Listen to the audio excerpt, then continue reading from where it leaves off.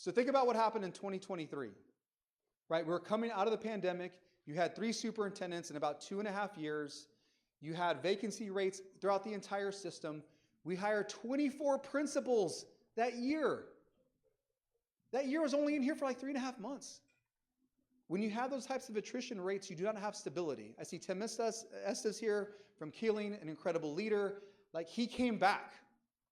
I mean, not to shout out Keeling, but Principal Estes is amazing, y'all. And so I just want you to know that.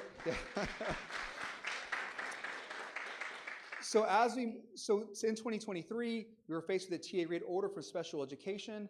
We had to acknowledge that we had not been serving our students, our most vulnerable student groups. We came here, we talked about how are we going to change ourselves to ensure that our Black and brown students get what they need to be successful, how we support our students who receive special education services. We developed plans. We worked with the agency. We executed that plan. We moved and created and built multi-tiered systems of support. Before that, we did not have an understanding of how many students were on grade level and how many were not, school by school. Can you imagine that? I could not tell you how many 3rd grade students were not on grade level 2 years ago. If I can't tell you which students are where in their academic journey, then how can we possibly understand what they need to get back to grade level? Can't. And so we have that. We spent the last 1.5 years working really, really hard, led by some of the individuals behind me, to move the system, and now it's in place. And then what did you understand? When you understand where your students are, now you understand what you have to do. Well, we need to invest in instructional coaches. The tax rate election in 2024 helped us do that. Instructional coaches, where we didn't have them uniformly across all Title I schools, we made those changes.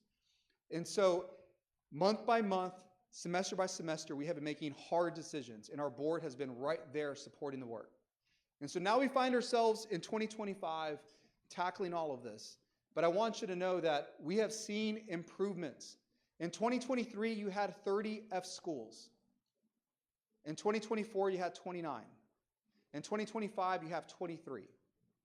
You had incredible movement. You had Northeast Early College High School, an incredible high school, go from an F in 23, a D in 24, and a C in 25. At LBJ's at a C right now. Stability, like investing, understanding the lived experiences of our communities and making decisions, working with community and being relentless.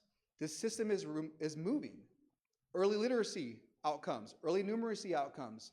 We have been meeting every target, getting very, very close. The one we're not quite there yet is on African American and Black students. And I will tell you that we're moving the system, but we also created aggressive targets. Really aggressive targets, because the color of your skin should not determine whether you are successful academically. It's our job, Austin ISD, to make sure they get what they need, every student. And so there's a lot in this plan. And I want to have a conversation with community to share with you where we are and what to expect.